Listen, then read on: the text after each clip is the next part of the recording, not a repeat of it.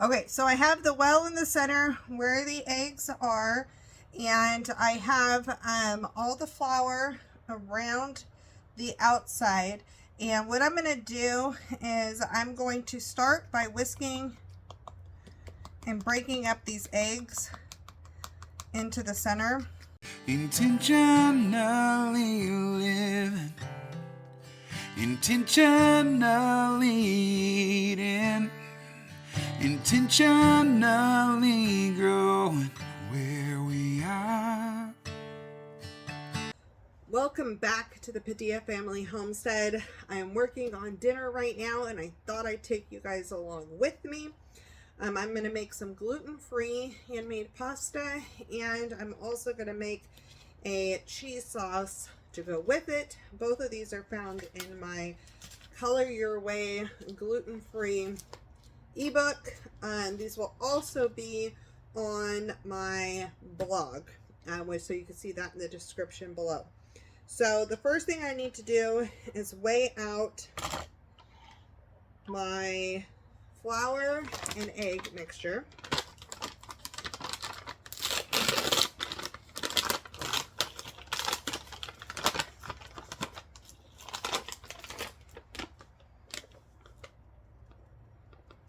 I need 320 grams.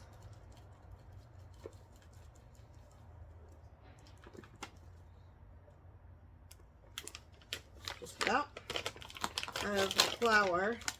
I'm slightly over, so I'm going to take a little bit of that off and set it here because I need it for kneading the stuff out. So I want to make sure. Okay. Before I do the next step, what I need to do is go ahead and start the water on the stove so it's ready for this when I'm ready to cook it. Okay, so I got the 320 grams of flour in here, the gluten-free all-purpose. We're using Bob's Red Mill.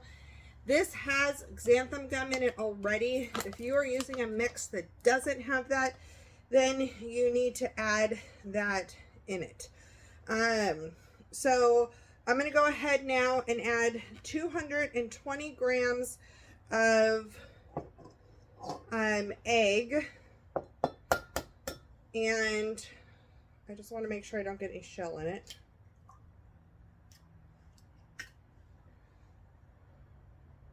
So depending on the size of your egg, if they're farm fresh or from the store, they can weigh different amounts. That one weighed 43 grams. Most farm fresh eggs, I believe, weigh about 55 grams. So it just really depends on the size of your egg, how old it is, because it will lose some of its weight at that point if it's older.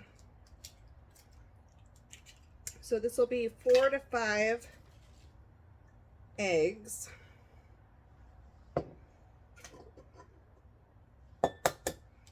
Even though these eggs said large, they were definitely on the smaller side. Oh, hold on, I got a shell.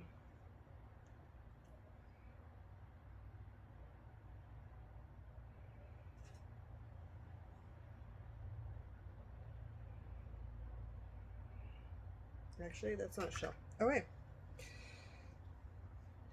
So 220 grams. I'm going to use all 5 eggs, it looks like.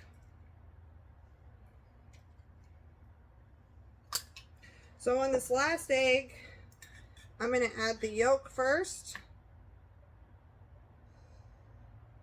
and not add the whites. Okay. I'm going to bring the camera up here so you can see kind of what this looks like and how I'm working with it.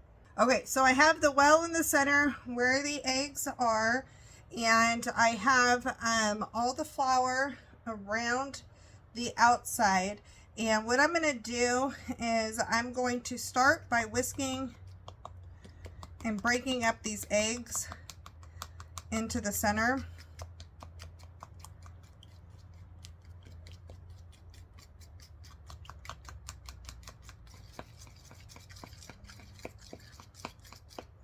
And then I'm going to slowly start adding in the flour from the outer edge. Now, if you have made regular pasta before and not gluten-free pasta, this just requires a little bit more egg, a little bit more moisture. And we really want to just slowly bring that in. And use that fork for as long as we can.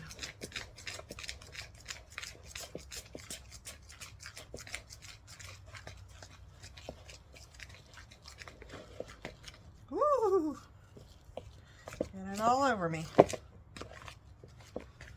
I don't know why I'm not wearing my apron, but that's okay.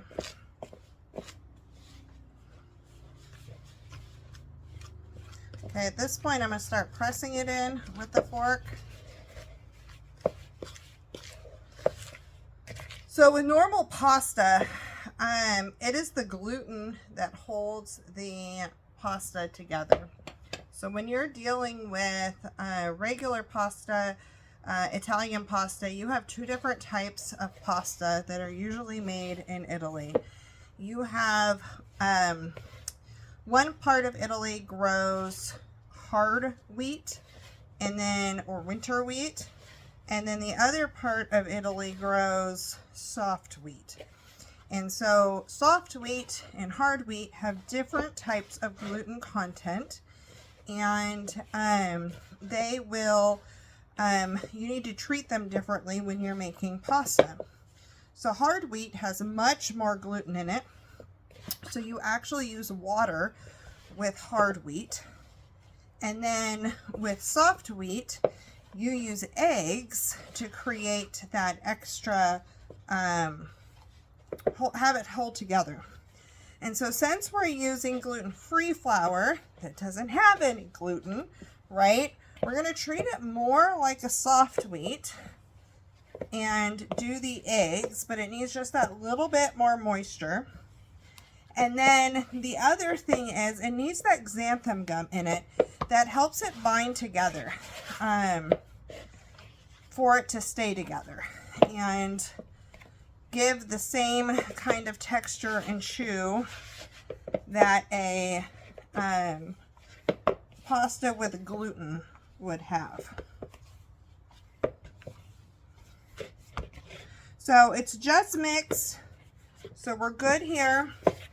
So I'm going to take it out of the bowl now, and I'm sprinkling this with just a tiny bit. You don't want a lot because too much gluten-free flour makes your things chalky.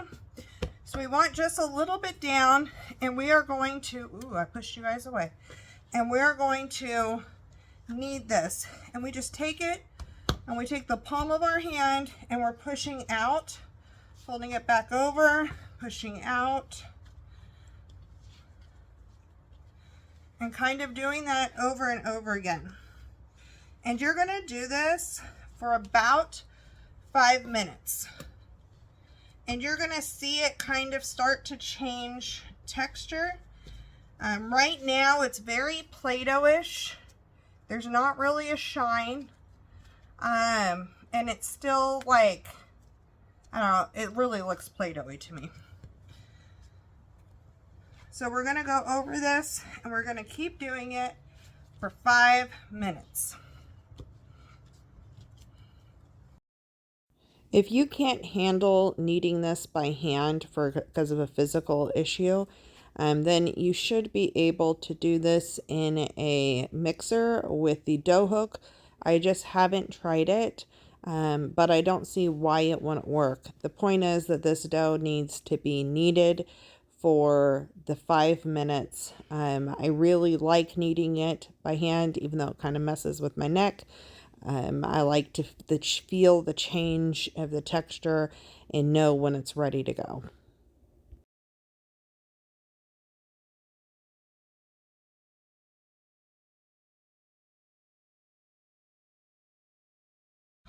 Alright, so you're going to start to see that this is looking smoother than it was. And what I'm going to do is I'm going to split this in half and then split this in half. And this makes 4 servings of pasta.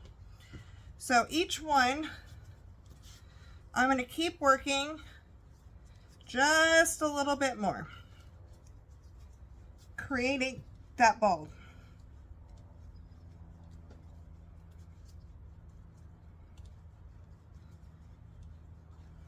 I'm just kneading it a little bit extra.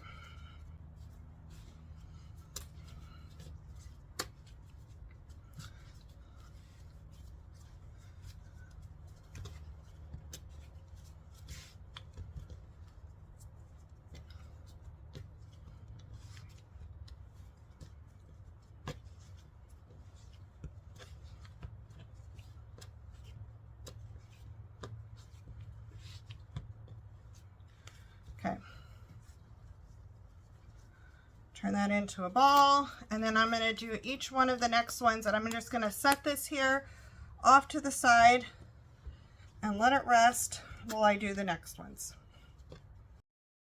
If you wanted to make colored pasta, you absolutely could mix in like beet powder or turmeric or something else with the flour and the egg when you're making it. I wanted to make sure I brought that up as well, because sometimes for holidays or special events we like certain colors, and that could be fun to play with.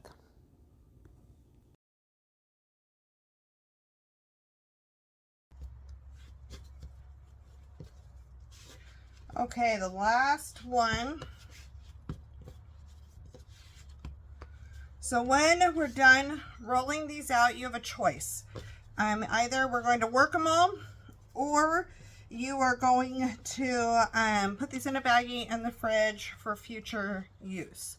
If you can split this in to fourths if you only want to make 1 serving, that is fine. But I usually do the 4 servings because there's 3 of us, and then if somebody wants a little extra, they can have extra, or there's another meal's worth. But so what we're going to do after we're done is have these set not on top of flour. I'm going to wipe down my workstation, and then we'll roll this out in between parchment paper, and that way we don't keep adding flour. If you notice, I'm not really grabbing all this extra flour on the outside. It just needed a little bit more at the very beginning. After that, you really don't want to keep adding flour to this. It should work just fine on your surface, your counter or your island, whether it is granite or stone or wood, whatever it is, it should work. Okay. So that one's done. We're going to get this cleaned up, and I'll be back in a second. Okay, so the next thing we're going to do is have our parchment out. We're going to take 1 ball at a time and kind of place it in the center.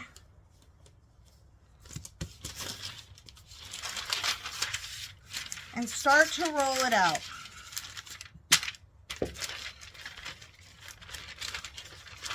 Because this doesn't have gluten in it, we don't need to give it the rest time that other pastas need, which is kind of nice. And we're just going to roll this out. Now, you could put this through absolutely a pasta machine. I am not doing that. I want to show that it can easily be done right here on the counter. It doesn't need anything fancy, no fancy machinery. You can quickly make pasta for dinner right there on your counter. And this is primarily what we do.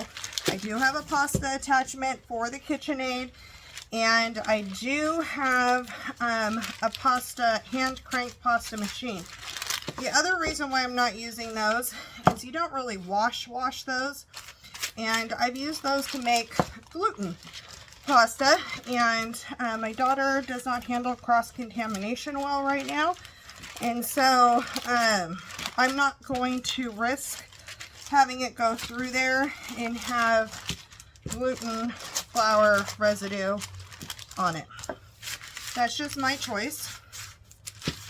So that is something to think about if you're in a household that has people with different allergies, or if you're making something for somebody, to keep those areas of cross-contamination in mind. So this is pretty thin. I think I could go a little thinner. It really depends on the type of pasta you want. You don't want it to go so thin that it doesn't hold together anymore, but you want it to be thin enough to where it cooks, and you want it to be pretty even per batch. All right, so I'm going to pick that up,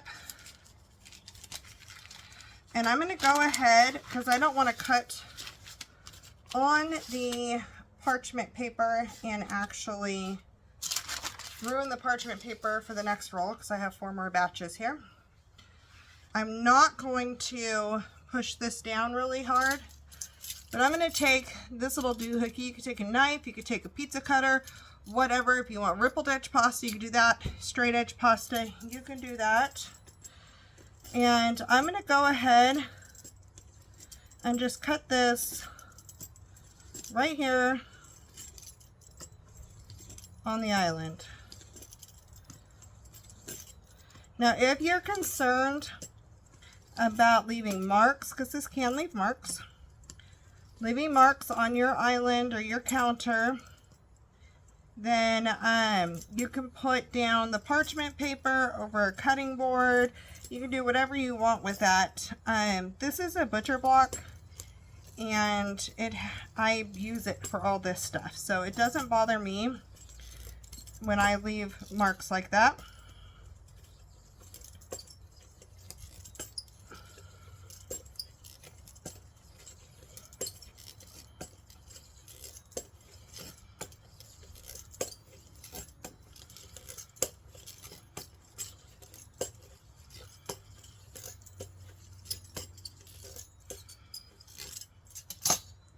All right, so you want these to be able to separate, but you don't want them all kind of stuck together.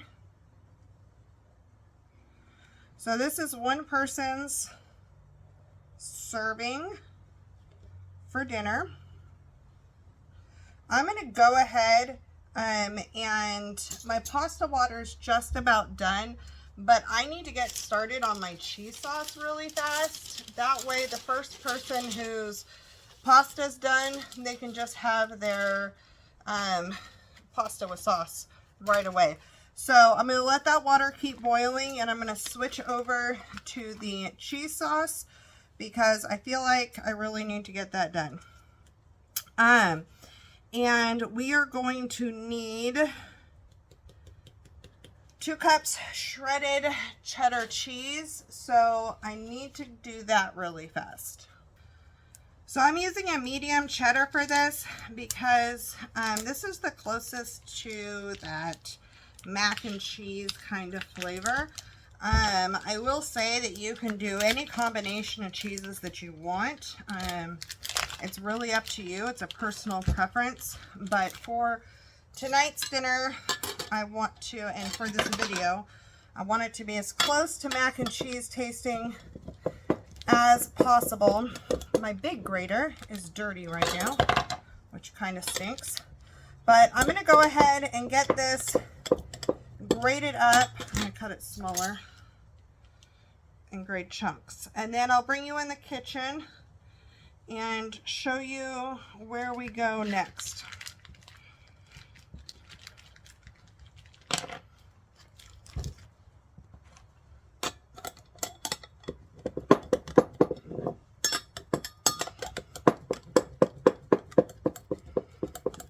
Okay, so I'm going to go ahead and get this pan started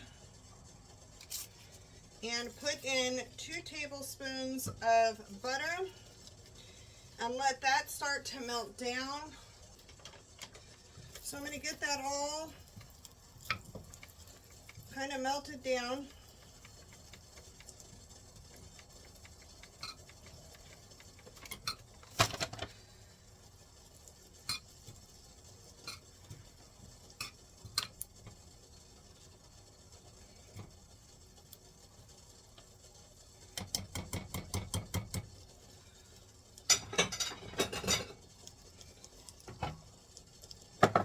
Don't want that too hot though. Alright, so I also need to add in 2 tablespoons of the gluten-free all-purpose flour, because we're creating a gluten-free roux to thicken this.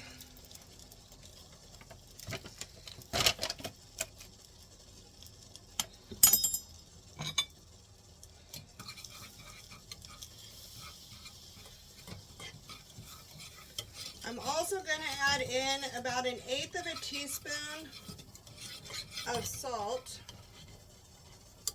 I usually use a metal pan for this, and I'm thinking I don't want to use my whisk at this point. I'm going to switch whisk. So I'm doing seasoned salt right now because that's what's right next to me. I'm going to use my silicone whisk on this pan.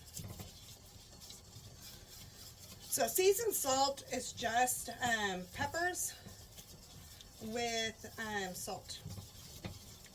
Kind of like, I don't know if it's paprika or something along those lines, but it's dehydrated, minced peppers, basically, ground up peppers with salt.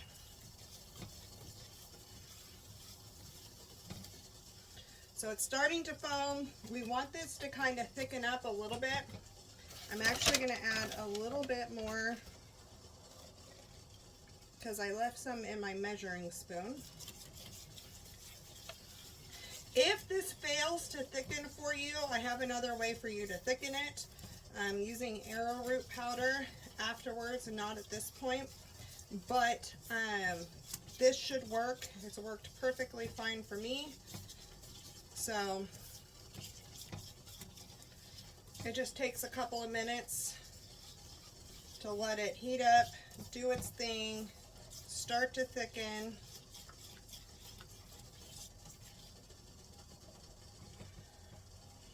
While this is starting to heat up, then I need to get out the milk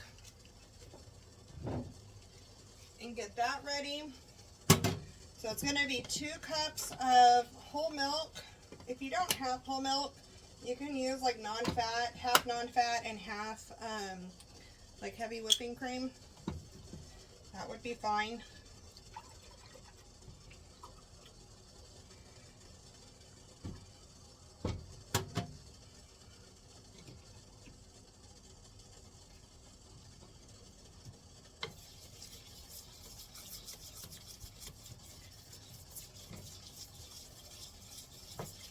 Start to thicken.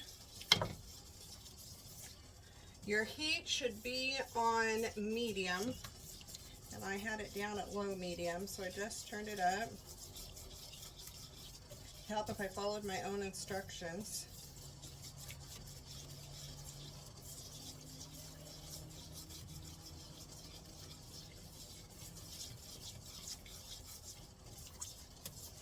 I also used unsalted butter because that's just all we keep in our house.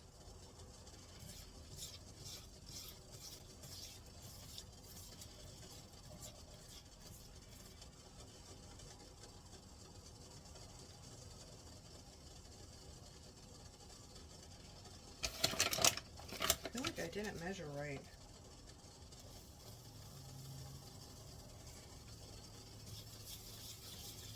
There we go.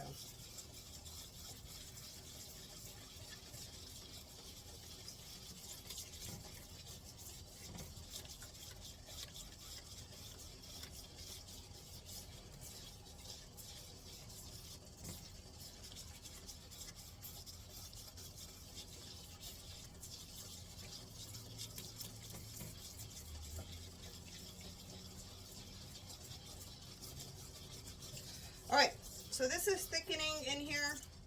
It's not the same as regular, but it is thickening. It's doing its thing here.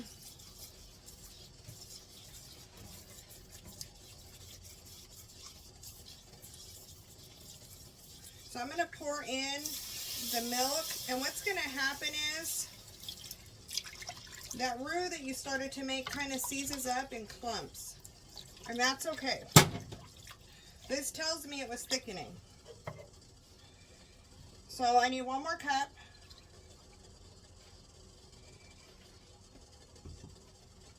Get that in there, and I need to let this come up to heat now.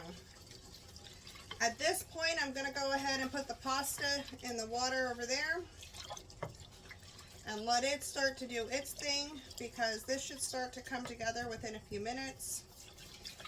Scrape everything off the edges. And you just kind of whisk out any clumps that are in here. As it heats up, it'll break it down.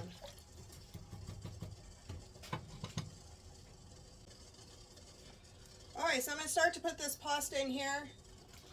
I really suggest like doing this right away, not doing what I just did, because then it starts to kind of stick together and you kind of got to separate it. You don't want to add a bunch of flour to it like you would a gluten pasta, but if you need to, you can. Otherwise, I should have just left it rolled out. You want to make sure that you don't put in clumps like this, otherwise that's not going to break up. So we have to break those up by hand kind of before we put it in there, and it'll loosen back up. Dropped a little clump in. Let this stir in.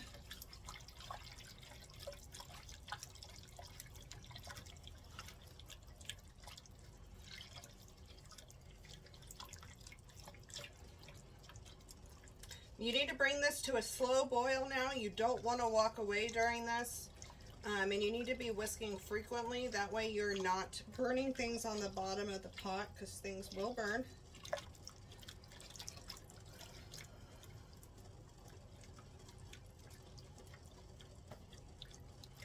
And you're paying attention to how thick it is. And right now it's not super thick.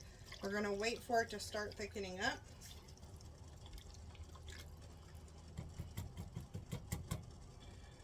So the pasta is going to cook for 3 to 7 minutes, depending on how thick you did it, how rolling of a boil you have. I do have quite a bit of salt in here. The salt really adds flavor to the pasta. To make sure nothing's sticking here. I can feel it kind of gathering on the bottom. So I know the thickening's working. It just needs to come up to temperature at this point. As it starts to boil, it's going to continue to thicken more. But I can even see stirring this the difference.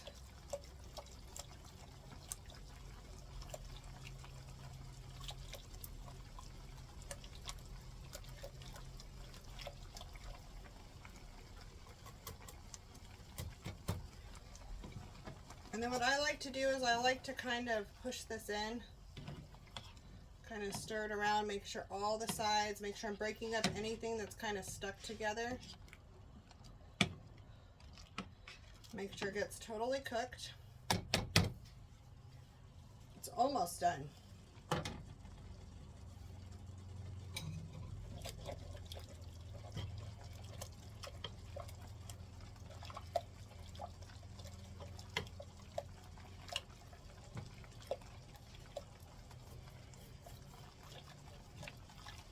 Again, I'm really making sure that I'm scraping all the edges, scraping the bottom. I don't want anything to burn.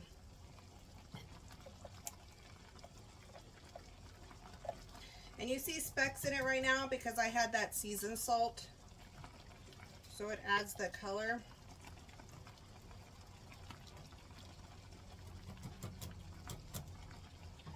I'm gonna have my honey come taste test the pasta.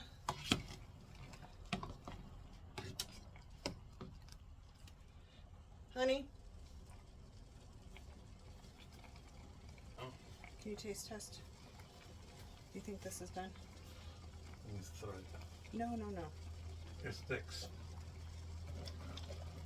It's not microwave. Is it good? Yeah. Okay. So I'm going to go ahead and pull out that pasta. And we are thickening up good here.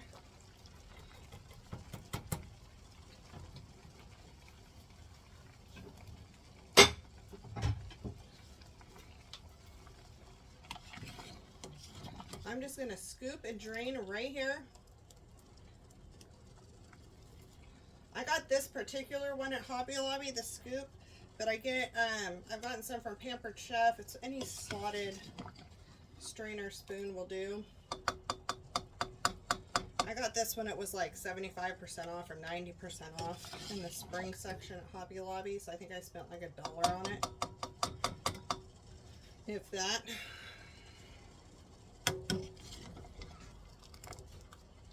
Okay.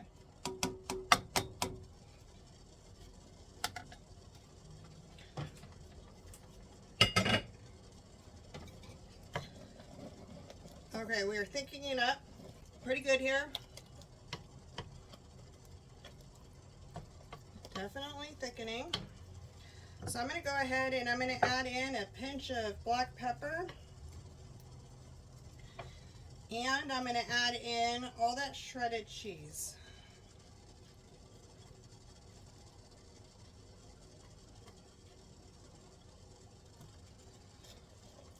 And now at this point I really have to keep stirring, which is why I'm not even messing with any more pasta right now until this sauce is completely done.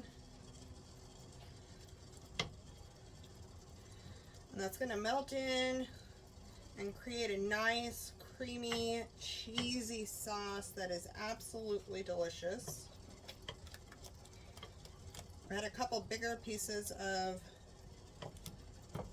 cheese that broke off into the shreds, so I want to make sure those are totally melted down. I'm going to go ahead and turn this off the heat at this point.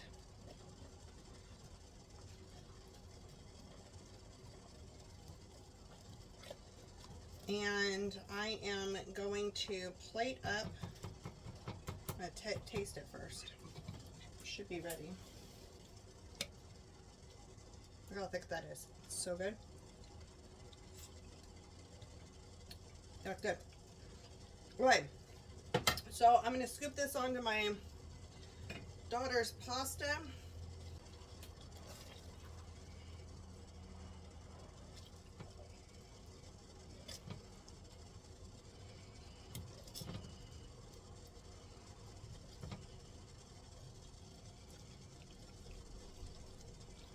And you have delicious, gluten-free, cheesy pasta. Now she's probably going to want to add Parmesan to this because she's a cheesehead. But that's it. So yummy. And dinner is served. This is so good. I did not need to add that extra flour in it. It would have been fine. It would have come together. It's pretty thick right now.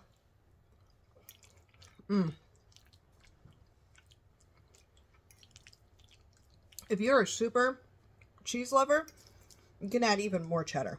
Like, this is so customizable. You're basically just creating the roux with the flour, the butter, the salt, adding in the milk, and then you can add sausage to it, and that's your biscuits and gravy sausage.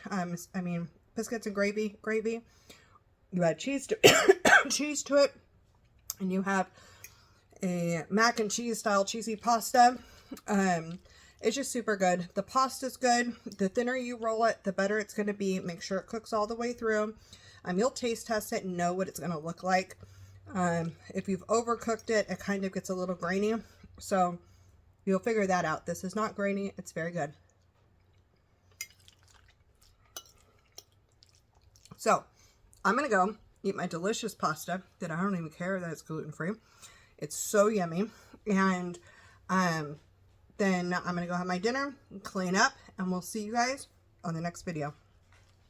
Intentionally working intentionally choosing, intentionally